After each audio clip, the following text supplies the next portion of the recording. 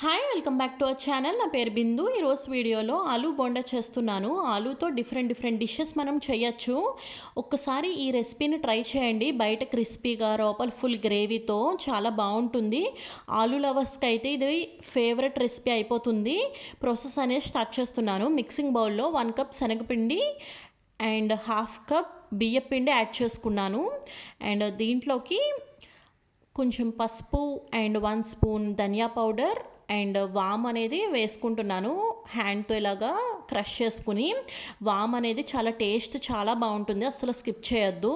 And 1 spoon chilli powder and 1 inch cooking soda and only పౌడర్స్కి సరిపడగా salt మాత్రమే add చేసుకుని వన్స్ పౌడర్స్ అన్నీ మిక్స్ చేసుకుంటాను అనమాట, వాటర్ యాడ్ చేయకుండా. మిక్స్ చేసుకున్నాక ఇప్పుడు దీనికి వాటర్ అనేది స్టెప్ వైజ్గా యాడ్ చేసుకుంటున్నాను.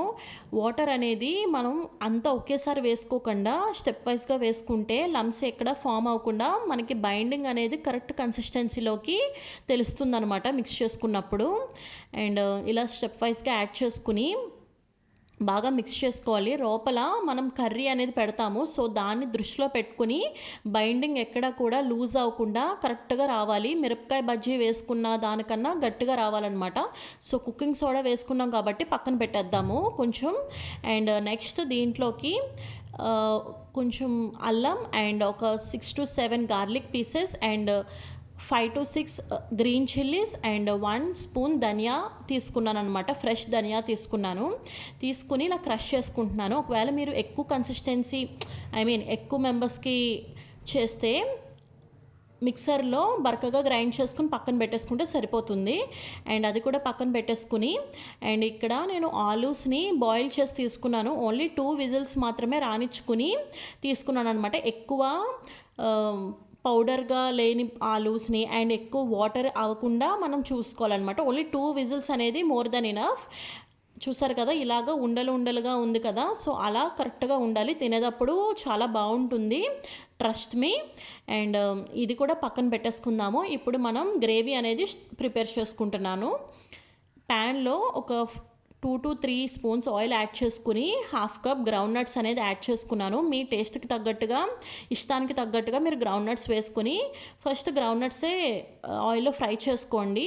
అండ్ తర్వాత 1 స్పూన్ ఆవాలు వేసుకున్నాను అండ్ 1 కప్ ఆనియన్స్ అనేది ఫైన్గా చాప్ చేసుకుని వేసుకున్నాను. కొంచెం పసుపు అండ్ కావాల్సినంత గ్రేవీకి సరిపడగా సాల్ట్ మాత్రమే యాడ్ చేసుకుంటున్నాను. ఎందుకంటే మనం ఆల్రెడీ బైండింగ్లో సాల్ట్ అనేది వేసుకున్నాం కాబట్టి అది మైండ్లో పెట్టుకుని ఇక్కడ కూడా సాల్ట్ అనేది ఓన్లీ ఇంతవరకే వేసుకోవాలి. అండ్ కొంచెం కరివేపాకు అనేది వేసుకోండి. అండ్ కరివేపాకు మాత్రం అసలు స్కిప్ చేయొద్దు, బాగుంటుంది టేస్టీగా. అండ్ పక్కన పెట్టుకున్న ఆలూ క్రష్ ఉంది కదా, సో అది వేసేసుకుంటున్నాను ఈ స్టేజ్లోని. బాగా మిక్స్ చేసుకుంటే మనకి తినేటప్పుడు అన్నీ కలిసి టేస్టీగా ఉంటుంది లోపల స్టఫ్ అంతా కూడాని. అండ్ 1 స్పూన్ ఆమ్చూర్ పౌడర్ అండ్ 1 స్పూన్ ధనియా పౌడర్ అండ్ పక్కన పెట్టుకున్న జింజర్ గార్లిక్ మిర్చి ధనియా క్రష్ చేసుకుని పెట్టుకున్నాం కదా, అది కూడా యాడ్ చేసుకున్నాను. అండ్ టేస్ట్ అయితే చాలా బాగుంటుంది. మనం పేస్ట్ వేసిన దానికన్నా ఇలా క్రష్ చేసుకుని వేసుకుంటే చాలా డిఫరెన్స్ ఉంటుంది, trust me. And in case amchur powder లేకపోతే లెమన్ అన్నా సరే వేసుకోండి, అస్సలు స్కిప్ చేయొద్దు. ఐదర్ ఆమ్చూర్ పౌడర్ అన్నా లెమన్ అన్నా ఏదో ఒకటి ఖచ్చితంగా ఉండాలి. అండ్ ఓన్లీ ఈ స్టఫ్కి సరిపడగా సాల్ట్ మాత్రమే యాడ్ చేసుకున్నాను, ఎందుకంటే ఆల్రెడీ మనం బేటర్లో సాల్ట్ వేసుకున్నాం కాబట్టి. అండ్ ఫైనల్గా కొత్తిమీర కూడా ఫైన్గా చాప్ చేసుకుని నేను ఇంకా కొంచెం ఆమ్చూర్ పౌడర్ కూడా యాడ్ చేసుకుని మిక్స్ చేసుకుని ఈ స్టఫ్ అనేది మనకి రెడీ అయిపోయింది. అండ్ పక్కన పెట్టుకున్న మనం బైండింగ్ కూడా మనకి పెట్టుకున్నాం కదా, సో అది ఉంది అండ్ ఇది ఉంది. అండ్ ఇది కొంచెం కూల్ డౌన్ అయిన తర్వాత నేను చూపిస్తున్నాను అనమాట. అండ్ ఇప్పుడు బైండింగ్ చూసారు కదా, కరెక్ట్ కన్సిస్టెన్సీకి వచ్చేసింది. అండ్ ఈ స్టఫ్ కూడా మనకి కొంచెం కూల్ డౌన్ అయిపోయింది. అండ్ ఇప్పుడు మనకి కావాల్సినంత సైజెస్లో మన బాల్స్ అనేది చేసుకోవాలి. అండ్ ఇప్పుడు ఏంటంటే ఆయిల్లో వేసినప్పుడు మనకి బేటర్ అనేది కొంచెం ఉబ్బుతుంది కదా, సో అది దృష్టిలో పెట్టుకొని మనకి కొంచెం చిన్నగా మనం బాల్స్ చేసుకుంటే మనకి బైండింగ్ అండ్ ఆయిల్లో కూడా వేస్తాం కాబట్టి మనకి కరెక్ట్గా బాల్స్ అనేది వచ్చి కరెక్ట్గా కుక్ అవుతాయి అన్నమాట.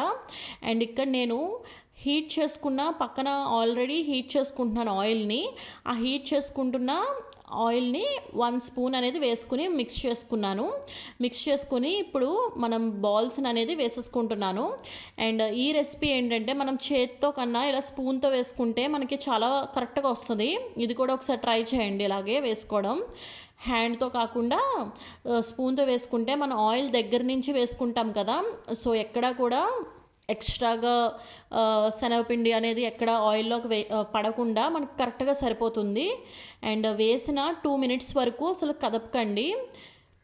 ఇక్కడ నేను వీడియో కాబట్టి ఇమ్మీడియేట్‌గా నేను చేస్తున్నట్టు అనిపిస్తుంది. బట్ 2 మినిట్స్ తర్వాత కదిపిన తర్వాత చూసారు కదా ఇలా ఉంటది.